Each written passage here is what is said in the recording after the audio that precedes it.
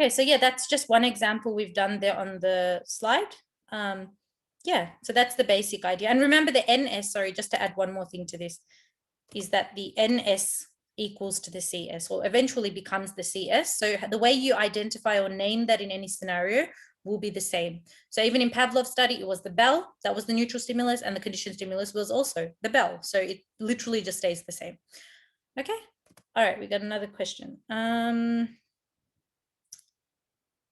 Role of amygdala and hippocampus with memory. Okay, let me open that up. So that was chapter 6, I think. All right, I'm just going to unshare the screen and then reshare.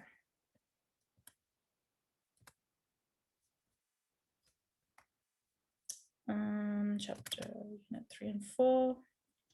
So before you share that, just generally speaking, always remember your amygdala is responsible for anything to do with emotion or encoding emotion. And it signals to the hippocampus that this memory is important and it needs to be coded or encoded properly. So really, if you look at it basically, the amygdala is responsible for emotive memories, things like classical conditioning, whereas your hippocampus is responsible for storing or telling the brain where to put those memories. Exactly. Yeah, that's what it is. So yeah, the hippocampus, and remember the hippocampus plays a big role in explicit memory, and the amygdala plays a bigger role in implicit memory. So we really need to know what those terms are. Explicit memory generally refers to your I think I type with this, episodic and semantic memories. Okay, so we're talking about like your life events like past experiences and stuff. For example, your graduation, all that kind of stuff, that comes under episodic. And semantic memory is like academic information, general knowledge, okay, all that kind of stuff. So that is semantic. So all this information that you learn at school, that we learn in psychology, a big part or a big influencing structure in the brain that actually influences how well those memories are encoded is the hippocampus. Important to remember though that those memories are not stored in the hippocampus completely. They're stored throughout the cerebral cortex, mainly in the frontal and temporal lobes of the brain, but the hippocampus plays a big role in consolidating. So if you go back to chapter 4, you would remember that the hippocampus in the role of like emotionally arousing memories, the hippocampus is that final step. Remember, when we're stressed, adrenaline is released, that leads to release of noradrenaline from the amygdala, and step 3 was the amygdala signaling to the hippocampus that this memory is important.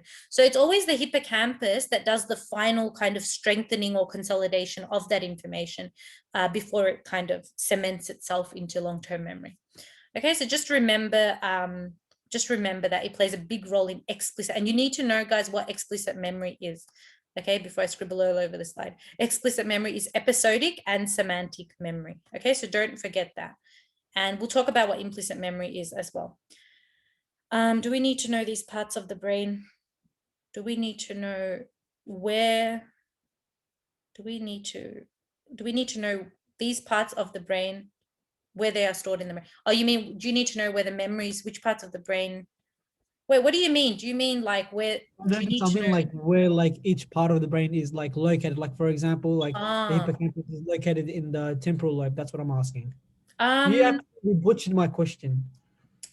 Well, you need to express it. I can only give you a good answer if you give me a good question. All right. Anyways, so basically, like, no, you don't need to. We gave you this diagram as a base, but listen, from unit 1 and 2, you should know where the areas of the brain are, where the frontal lobe is. Like for the cerebral cortex, for example, they're not going to assess you on that though. They're not going to give you like a diagram and ask you to label like the hippocampus, amygdala, and the cerebellum. But yeah, it's just general knowledge that the amygdala and hippocampus are housed in the temporal lobe. So if you know that much, it should be enough. We're not going to ask you to label that on a diagram. Is that what you mean? No, I was just asking, like, just in general. Yeah, no, you won't be asked. You just need to know where each of the memories, long-term memories, so where explicit and implicit long-term memories are encoded or processed, and then where they are stored. That's about it. As long as you know that information, you're all good. And what we mean by implicit and explicit is where are episodic and semantic memories encoded and stored, and then where are your procedural and classically conditioned memories encoded and stored, okay? That's what you basically need to know. All right, let me just go on to the next part. Okay, amygdala. Okay, so with the amygdala, basically what we're looking at is, let me clear this drawing. Like Miss B said before, it's all about emotions and the encoding of emotions into memory. So like if you have a memory of, you know, riding your bicycle down the street, and then there was a scary man at the end of the street, and you quickly, you know, pedaled your bicycle back home because you were so scared. The reason you remember that memory so well is not just because the hippocampus strongly consolidated it, but because of the emotional aspect involved. So remember that the amygdala and hippocampus work together to allow us to remember memories that made us feel scared, that made us feel anxious, that made us feel upset. Okay, so the amygdala is at the heart of emotionally intense and emotionally charged memories. The amygdala also plays a role in the encoding or the formation of procedural memories alongside the cerebellum. So the cerebellum plays a bigger role in terms of the actual movements involved, but the amygdala does play a small role in the encoding of those memories. Okay, and because classical conditioning, as we're going to learn in Unit 4 with the phobias, because classically conditioned responses often involve some element of fear or some element of anxiety, or, you know, stimulating a natural response, the amygdala is also involved in associative learning in classically conditioned responses and things. Okay, so just, yeah, there's that memory tip at the bottom. So A for amygdala, A for the fact that it's involved in aggression, A for associative learning, which is to do with classical conditioning. Does that make sense? To have asked that question, let me go back up.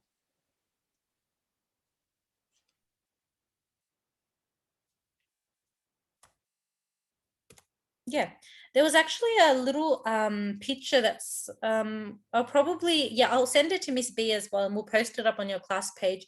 It's just a little memory tip that you can use to remember which part of the brain is involved in which memory. I don't know how many of you will use it, but it might be helpful to some of you. So we'll post that up anyway afterwards. It's just a little mnemonic. All right, what other topics? There was a question about the operant conditioning booklet. Was that the booklet with the 3 columns? No, it was just the revision questions you gave us. Chapter 47 practice. Oh, okay. I think I know what you mean. Let me. You put the answers up, but I just wanted an explanation. Yes, I think I did put the answers up. Hold on, let me find it. Was that the one that says solutions to Unit 3 outcome 2 revision questions, the one with the little dog on the front? Yeah. Okay. Yeah. Okay, which question did you want me to go through? I'll just it was the second last one. Okay. I think. Yep. I'll just open this up. Sorry, and then go here.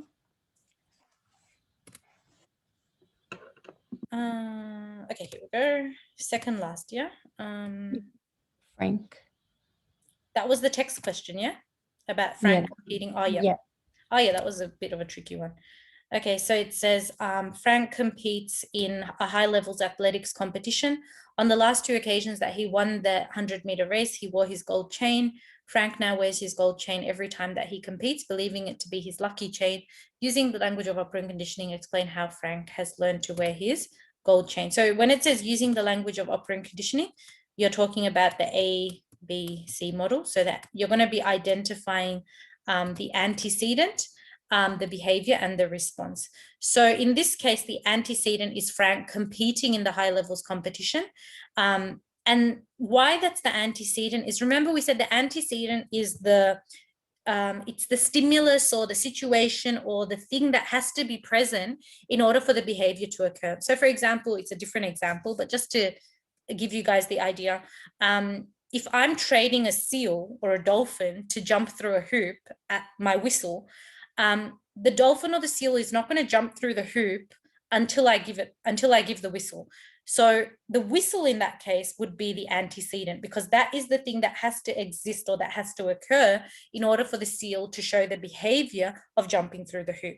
So similarly, in order for Frank to show the behavior of wearing the gold chain, he needs to have an athletics competition to participate in. So the antecedent is Frank competing or participating in that athletics competition. Okay, that antecedent now prompts his behavior of wearing the gold chain. That's the voluntary behavior that he chooses to do. It's his own will. He does it out of his own free choice. Now, when he does that behavior, obviously we say operant conditioning is the idea of every behavior will have a consequence. So when he wears that gold chain, he's found that in the past when he's worn it, it gives him the positive consequence of allowing him to win the race. Even though those two events may not be connected, in Frank's brain, that's how it goes down. That's how he thinks that happens, that every time he wears the gold chain behavior, the consequence is that he wins the race. Okay, obviously, because that's a positive consequence, him winning the race almost acts like a reward. It's the addition, the positive, the addition of a pleasant stimulus that increases the likelihood of future behavior. So that's why we say it acts as positive reinforcement. But we don't just end there. We then have to say what effect that's going to have on his future behavior. So we then have to say, this means there's going to be an increased chance or an increased likelihood that Frank will again wear the gold chain in future races as well. So yeah, the average mark that year was quite low, 1.3 out of 3.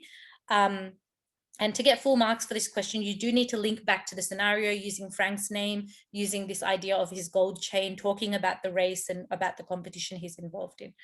And you also need to not just state what type of reinforcement it is, but state the implication or the effect of that on his future behavior, regardless of what scenario you get. Whenever you get a scenario on operant conditioning that asks you to talk about ABC, to talk about the language or the elements of operant conditioning, you need to talk about the effect of that consequence on future behavior always, okay? If it's reinforcement, it's going to increase the likelihood of future behavior, increase the likelihood of wearing the gold chain again.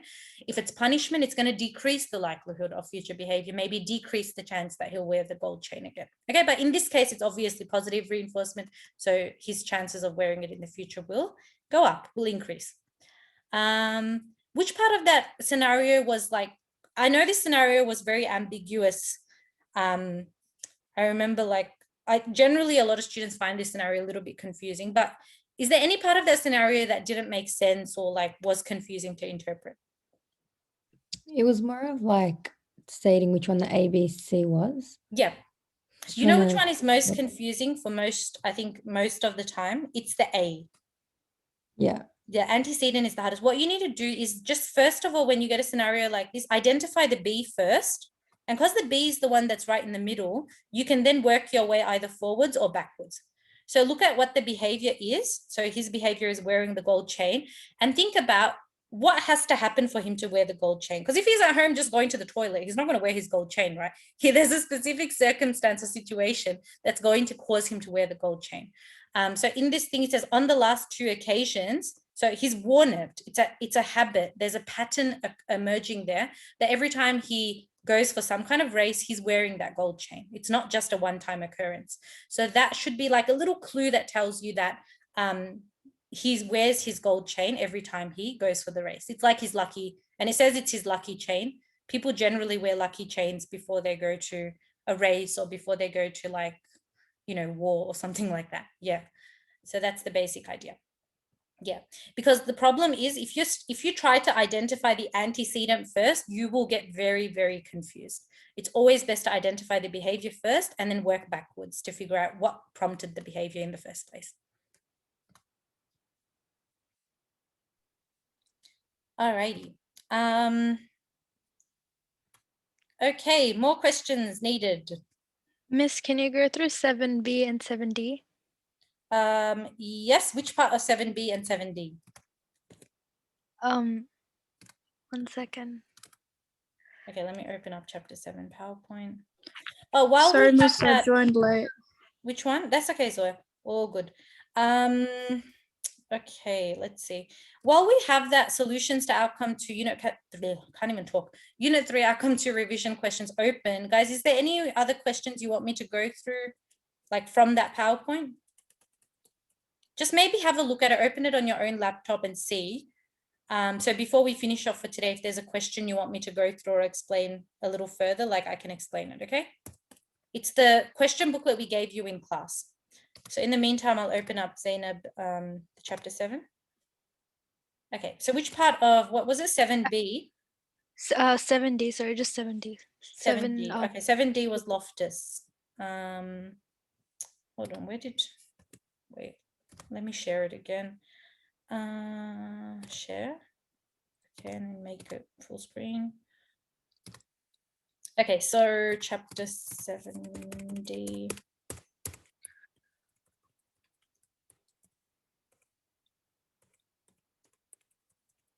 Okay, so 7D was about reconstruction. Yeah, which part of reconstruction was confusing for you? No, I just need a refresher for this because I went through this and I was like, oh, what's this? Oh, okay. So reconstruction is this basic idea that, like we say, remember when we watched the video in class and we said like memory is not like, we think of ourselves as having 100% accurate memory, but actually what happens over time is that we add things to our memories, we remove things from our memories.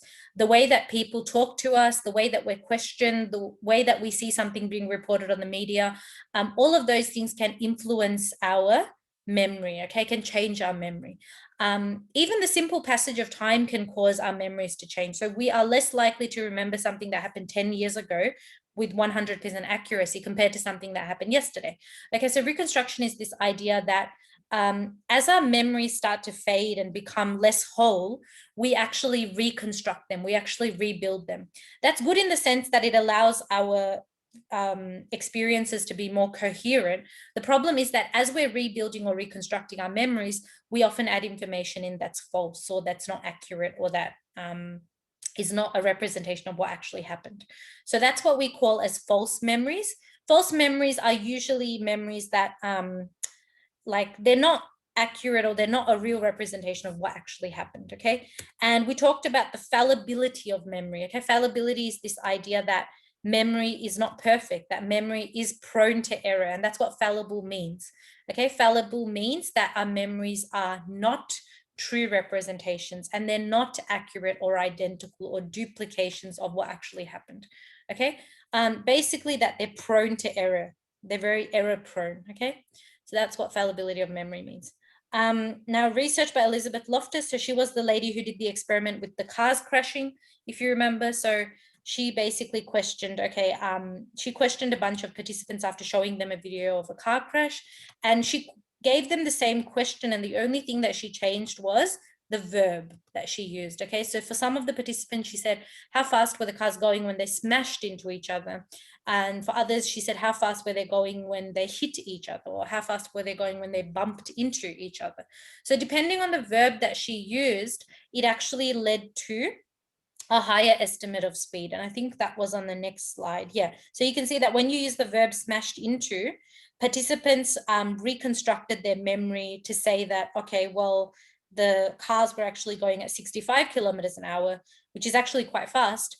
When in actual fact, when they were watching the video, it may have been that the cars were not going as fast as what they reported, okay? But the simple way that they were questioned using that high intensity verb there caused them to mention a higher estimate of speed. So that's what this diagram is showing you guys as well here. It's showing you like the, this was the reality or the actual thing that they witnessed on that video of the cars crashing, where you can see they kind of crashed, but it's not super intense. And when the person goes and reconstructs their memory after being asked the question, so after being asked the leading question, after being asked, and I need to write leading because that's the key word for this model. So leading question. Okay, I'm just going to write Q. Okay, after being asked the leading question, you can see the way that they recall that memory is not identical to this. There's a lot more debris here, okay, suggesting that the cars were traveling faster, that there was an impact, okay? It's so dramatic, but there's actually like broken glass here, okay, whereas this car doesn't have the broken glass. So this is how the person has rebuilt that memory and reconstructed that memory, which is completely different from reality, and which kind of represents this idea of memory being fallible, being prone to error. Okay, even if you're just simply watching a video and answering a question an hour or two later or a week later, it's not even a long period of time, but you're still reconstructing your memory there. Okay, and that's what leading questions are. Leading questions are questions that prompt you to respond in a particular way. Okay, they set you up to respond in a particular way. And we said in class that lawyers actually make really good use of leading questions to kind of intimidate the eyewitnesses that they're kind of cross-questioning in court. Okay, to get the eyewitnesses to maybe respond in a different way, so that their client can kind of look good or not look as bad as what they did or what they were convicted for. Okay, that's the basic idea. And then the last slide here was just really important, just showing you the links to real life. So what did Loftus and Palmer's study on reconstruction of memory tell us about memory in general, and tell us about like how reconstruction of memory affects real life? Okay. So yeah, that's basically 7D. So the main important things for you guys to know with 7D, guys, is what is a leading question. You should be able to identify what a leading question looks like. Okay, and you should be able to explain the effect of a leading question if you get it in a scenario or in a in a scenario or case study example. Like, what will be the effect? Is it like the person being asked, are they manipulated? So if we give you a leading question in a scenario, you would have to explain how that leading question causes that person's memory to be manipulated and possibly reconstructed or changed. Yeah. So it's basically like making you feel nervous or something. Yeah, that's one of the effects of asking leading questions. Not always making you feel nervous, but making you doubt yourself, in other words. Yeah. So remember that example we were talking about in class when I said, okay, let's pretend somebody left money on, in their pencil case at lunchtime, and when we came back, the money was gone, and everyone's like, okay, who stole the money? And remember I said, imagine if I walked in and I said, okay, how fast were the boys running out of class as I caught them? That would automatically set you up to think that the perpetrator, the person who stole the money, was a boy, right? Whereas like it might have been a girl who stole the money. Do you know what I mean? So it's kind of like setting you up, in other words.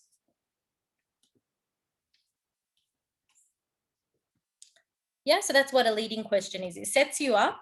And like, although we learn about it in this spread, honestly, we encounter leading questions like all throughout our lives, and a lot of the time we don't even realize it. Okay. And I was just about to add, Ms. Ferwin, that it's not always an intentional manipulation of your memory. Yeah. Sometimes you can have misleading information presented to you, but it's not in the attempt to actually reconstruct your memory. It's just misleading information. Yeah. It's like a misunderstanding.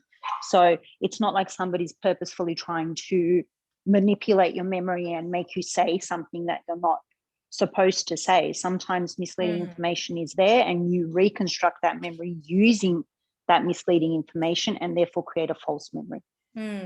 Correct. Yeah, that's really the thing, especially, and that especially comes under like media reporting as well. So how the media, like if you witnessed an accident on the street for yourself, the way the media report that accident might be more exaggerated. So that might cause you to then go and reconstruct your memory. Even though the media is not putting a gun to your head or asking you a leading question specifically, kind of subconsciously you alter your memory as a result of that. Yeah. So yeah, that's 7D. So all good, Zainab? Does that kind of make a bit more sense? Yeah, miss, thank you. No worries. Okay, what other questions or what other topics do you guys need help with?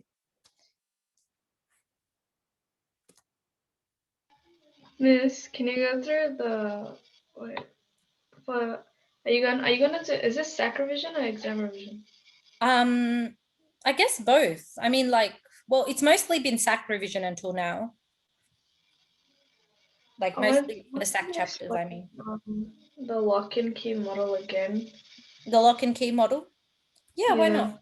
Okay, we'll go through it. Let me just open up that PowerPoint. That was chapter 2, wasn't it? Okay. Okay. The chapter 2. Am I sharing that properly? Yes. Okay. So lock and key, lock and key, lock and key. Where is lock and key?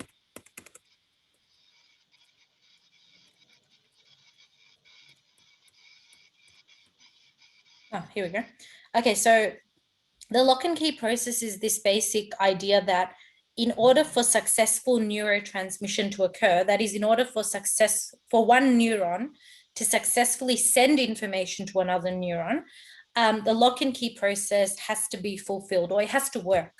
Lock and key process doesn't always work. What that means is, in the same way that you can't take your house key and use that to open my house or to open Miss B's house, for example, a single neurotransmitter can't open up or unlock every single receptor site that it gets to or that it comes into contact with. Okay, so we say that for specific receptor sites, we've got specific neurotransmitters. And what do we mean by receptor site? Receptor site is just a fancy way of saying the receiving area. Okay, and we know that the receiving area is simply the dendrite of the postsynaptic neuron. So I'll just write that down. I'll type that up here. So it's the dendrites of the postsynaptic neuron. Okay, that's what a receptor site is. So the basic idea here is that when you've got a neurotransmitter, the neurotransmitter is like a key, okay? And that key can only open up specific receptor sites. Now we say if that key successfully fits into the neurotransmitter, just like we see in this little jigsaw image here, if I can just, okay? If this is our neurotransmitter and it beautifully or very perfectly fits into that post-receptor site, and this is our receptor site, I'm just going to write RS, okay? Then we would say that yes, successful neurotransmission can occur. That's the successful sending of the message from the presynaptic to the postsynaptic neuron can occur without any issues. Okay, if this neurotransmitter is shaped differently in some area or some aspect, it's not going to fit into the receptor site. It's not going to fit like two pieces of a puzzle. It's not going to fit together. Okay, it's going to obviously then that means that the message is not going to be sent. That means that successful neurotransmission cannot occur. So the main things you need to know with the lock and key process are which one is the key and which one is the lock. So this is the actual key. So I'm going to write neurotransmitter on the actual key. This is the actual lock. So I'm going to write receptor site on the actual lock there. Okay. The neurotransmitter is the key. If it fits into the receptor site nicely and perfectly, and all the grooves and edges and all the chemical shape is exactly the same, and it's complementary, then obviously the key is going to fit in. It's going to unlock that receptor site in the same way like a key unlocks a door. And and then the message will be sent. It's a pretty simple concept. It's just a matter of you guys identifying those elements properly. So what is the neurotransmitter? The neurotransmitter is the key. The receptor site is the lock, and that the two have to have a matching or complementary shape in order for the message to be sent, or in order for changes to occur in the receptor site. And we said that the two types of changes that can occur are either excitatory effect or inhibitory effect, okay? And that depends on which neurotransmitter is unlocking the receptor site. If this neurotransmitter is GABA, do you remember which kind of effect GABA has on another neuron? Inhibitory. Yeah, so that means that GABA is going to have an inhibitory effect on the receptor site, and it's going to unlock inhibitory changes in the receptor site or in the dendrites of that postsynaptic neuron. So that's basically what the lock and key process is about. I know you do this in biology as well, and in biology I know that it's got like, you do it in a lot more depth and you bring in other terminology, but you don't need to be too complex about it. If you just know this much, it should be enough for psychology. Okay, does that kind of make sense? Anything confusing? No, all good, thank you. All good, okay. Okay, more questions required. Oh yeah, Miss, can we do the condition thing? Condition thing? You mean classical conditioning? Yeah, you know the scenarios. Oh, so many of you are asking about classical conditioning today. Which part of classical conditioning do you need help with? When they give you the scenario and we have to like identify the. Okay. We did one right at the beginning. Is there a specific scenario you were having trouble with, or you just want me to go through any? Just like any, but like a hard one. I don't want to go to like a hard one. What would be a hard one? I don't know, Zoe. What would be a hard one for you? Maybe look through the scenarios on in your booklet and tell me which one is hard for you. Should I do the exam question otherwise? The exam style? Do that one. Okay, I'll do that one then. So wait, let me put it in full screen. Oh wait, hold on, I haven't shared the screen yet. Okay, so I'm going to share this one. So this was from a past exam, Vika 2016. I don't know if you guys remember, I think we did go through this in class. Katrina eats toast for breakfast every day. 3 days in a row, the toast got stuck in the toaster and burned. Setting off the smoke alarm. The smoke alarm made a high-pitched noise that caused her dog Buster to startle. Startle means to get scared or to get upset, and then run away. Now, whenever Katrina uses the toaster, Buster runs outside and hides in the garden. Using the terminology of classical conditioning, explain how Buster has come to fear the toaster. So obviously it's asking us to use the language of classical conditioning. So in order to get full marks for this question, you must talk about the different elements. So you've got to talk about your UCS, your UCR, your NS, your CS, and your CR. Those are the elements that you must include. And we've got 5 elements and it's worth 5 marks. So basically you get marked on this depending on your correct identification of each of these. We can't list it yet. Do we have to like explain it? Yes, because the question command term is explain. So you should explain it, yeah. If it said, we did put up one of those documents with the question command terms on Schoolbox. Have a look at that as well. If it tells you to list or identify, you can often list it in dot points. This is very uncommon, by the way. I haven't seen this a lot in recent exams. Even in SACS, we don't use the word list a lot. Identify we use, but even with identify, like usually it's like name it or write it in a single sentence rather than like dot points, if that makes sense. So yeah. Anyway, so yeah, that's the 5 marks. So the first thing you're going to do is you're going to identify what are the elements, okay? Before you even start the question, it's always good to quickly identify on the side of the question what the elements are. So if I just get my little thing.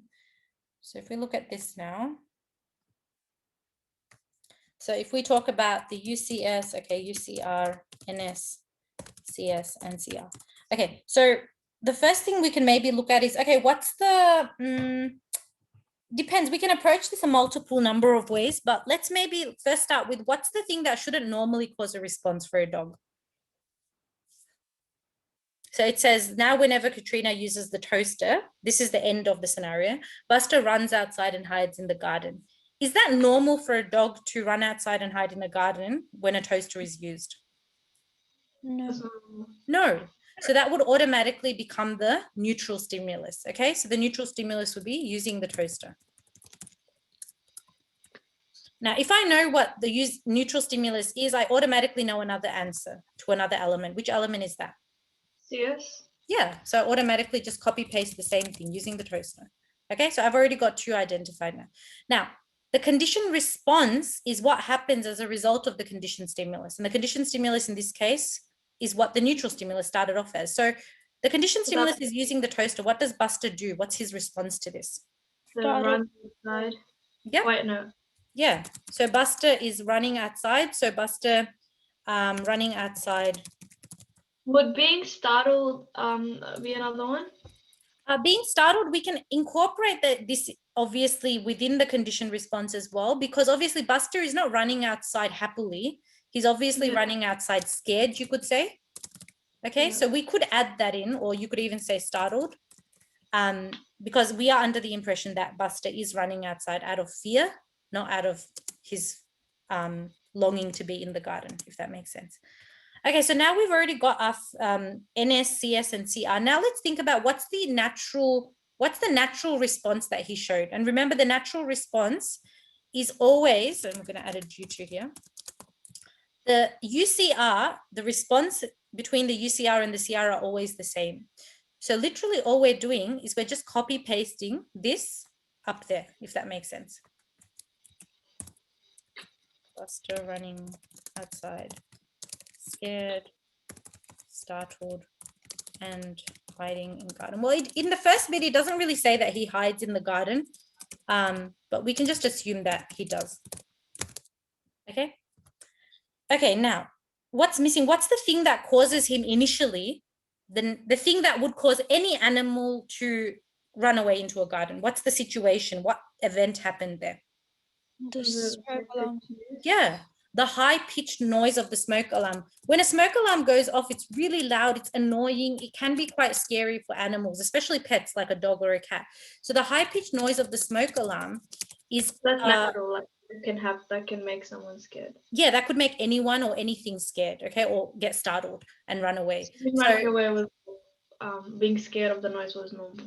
Yes, exactly. So the UCR is the fact that that's normal. That's a normal response for Buster to show in response to the smoke alarm. It's a normal and natural response, and that's why we call it an unconditioned response. He doesn't have to learn to show that response. It's unconditioned or it's unlearned, okay?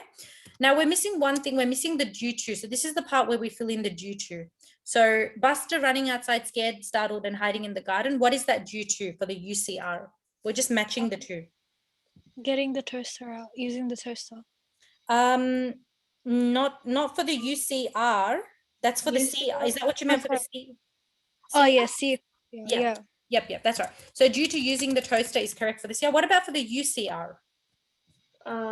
The high-pitched noise. Yeah, due to hearing the smoke alarm or hearing the high-pitched noise of the smoke alarm. Okay, that's it. Wait, so Miss, how do we know what is it due to? Like, I'm a bit confused with the due to.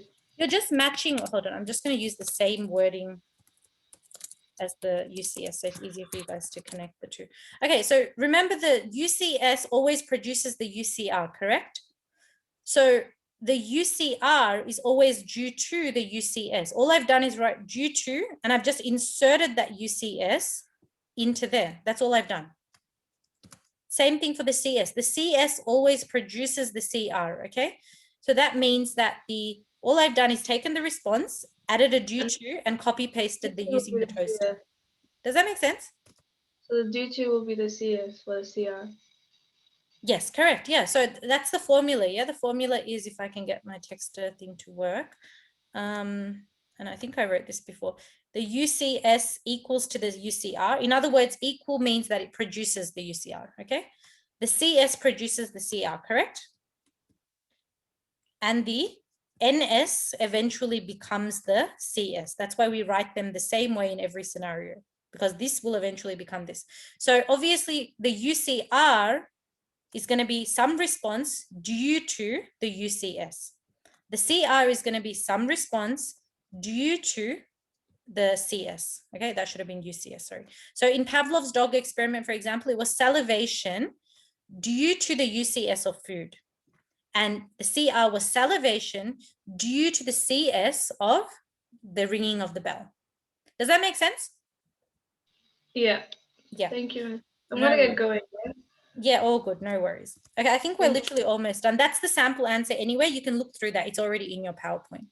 Okay. All right. Thank you, Miss. Right. No stress. All good. All good. No worries. Okay. Okay, those of you still here, any other questions before we head off for today?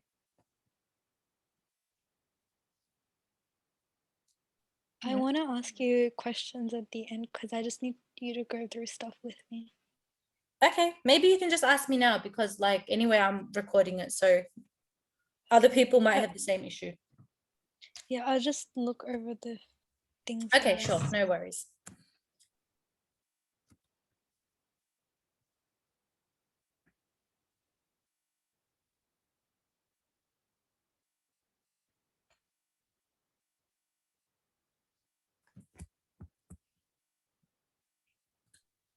Guys, you don't ever need to be embarrassed about asking questions. Yes, I know. Just letting you know, because yeah, if you don't ask, and a lot of the time you'll find that a lot of people have a similar question, and you might think, oh my God, this is the dumbest question I'm going to ask because, you know, it's probably been answered so many times before. It doesn't matter. You can ask this, but I mean, it probably took me, what was I going to say, about 3 years to wrap my head around classical conditioning. And you guys have to do it in 1 year. Yeah, it is confusing. Yeah, even when I first did classical conditioning, when I did psych, like it was hard. It was one of the hardest learning theories. And like even now, sometimes we'll get a scenario and we'll have to read it, you know, once or twice or 3 times in order to actually understand what it's trying to say. So classical conditioning is difficult for most people.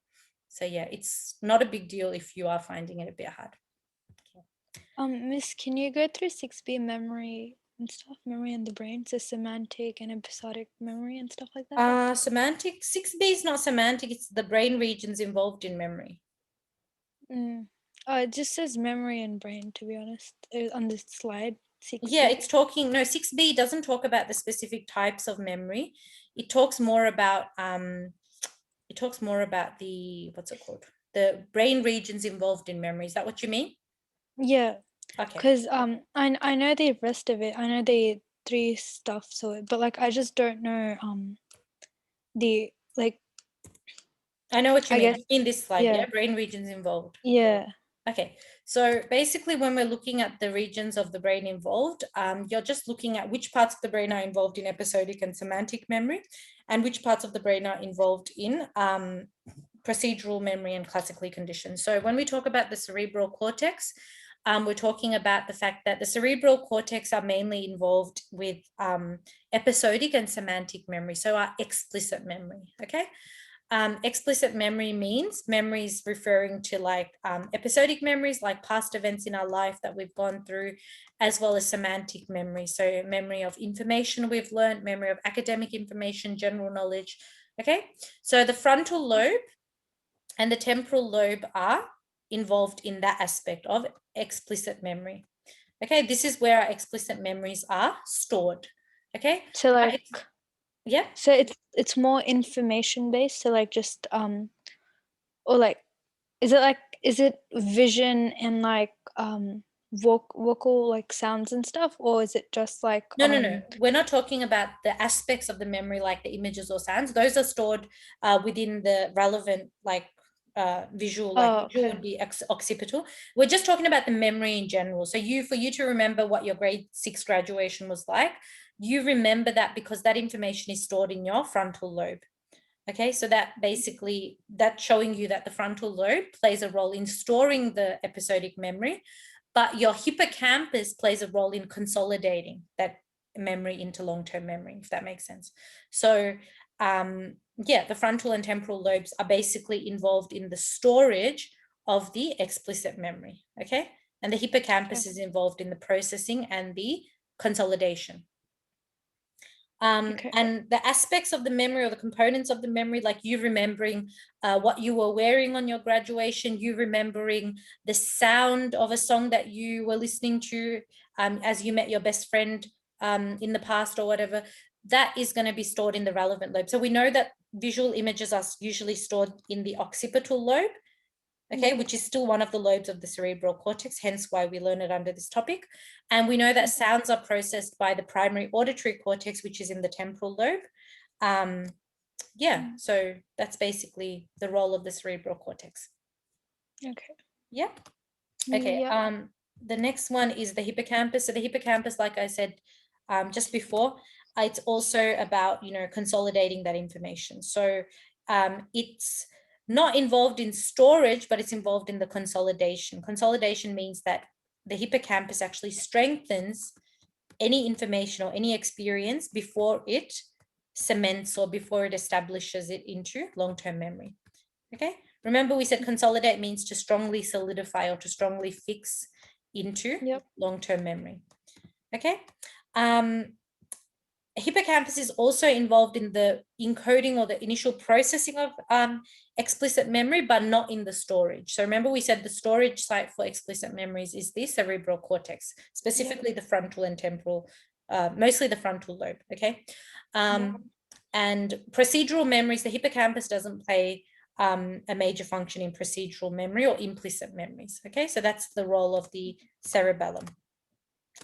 The amygdala is involved with emotional memory. So obviously, if you remember something scary that happened to you where you were really upset or really scared or really anxious, you're more likely to remember that memory because the amygdala has a way of working with the hippocampus to kind of strongly consolidate that information into LTM. We learned about this in chapter 4. It's the topic called the role of the amygdala the role of the hippocampus in consolidating emotionally arousing experiences. So we learned that in chapter 4, and the amygdala plays a big role in increasing the emotionality of your memories that you have. Yep. Okay, and the cerebellum plays a role in motor learning and in procedural memory, simply because a lot of procedural memories that we do, like playing the piano, playing tennis, playing cricket, all of those procedural memories, dancing, they involve movement, and the cerebellum is the main part of the brain involved in movement. So if your cerebellum was to be damaged, you wouldn't be able to engage in procedural memories because you wouldn't be able to kind of act out the actions or the steps involved in that procedural memory. Okay. That's about it, but yeah, that's literally just the difference. So just know that the hippocampus and cerebral cortex play a really big role in explicit memories, that is episodic and semantic, and the amygdala and the cerebellum, particularly the cerebellum, play a big role in implicit memory, such as procedural memory. Yep. Okay, got it? Yep. Okay, we'll put a little memory tip, a little image to give you like a mnemonic for remembering this topic, because this topic is kind of difficult as well, on the school box. So just keep a lookout for that. Okay, thank you. No worries.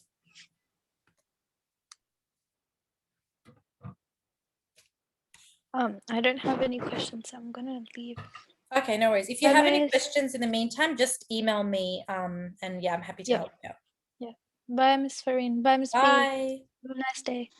Bye, guys. Thank you for coming. No worries. Love you. Oh, so cute. Love you too, Ellie.